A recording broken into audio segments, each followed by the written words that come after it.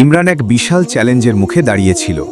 কঠিন বইয়ের স্তূপ, কঠিন পরীক্ষা দেখে মনে হচ্ছিল সব কিছু ছেড়ে দেবে। সে চেষ্টা করল, কিন্তু শুরুতে ব্যর্থ হলো। বারবার হোঁচট খেয়ে তার মন ভেঙে গেল। অন্যরা সহজেই সফল হচ্ছে দেখে তার হতাশা আরও বাড়ল। তখনই ইমরানের মনে পড়ল তাওয়াক্কুল আর ইজতিহাদের কথা। সে বুঝল প্রতিটি বাধাই উন্নতির সুযোগ হতে পারে, আর আল্লাহ চেষ্টাকারীদের সাহায্য করেন। সে দোয়া করল। নতুন উদ্যমে সে আবার কাজে ঝাঁপিয়ে পড়ল। কাজগুলোকে ছোট ছোট অংশে ভাগ করল, জ্ঞান অর্জন করল এবং নিজেকে নতুন শক্তিতে নিয়োজিত করল। প্রতিটি কঠিন ধাপ সে ধীরে ধীরে পেরিয়ে গেল। ধীরে ধীরে বাধাগুলো তার সাফল্যের সিঁড়িতে পরিণত হলো। সে বুঝতে শুরু করল, সমস্যা সমাধান করতে পারল, আর অবশেষে এমন এক সাফল্য পেল যা আগে অকল্পনীয় ছিল।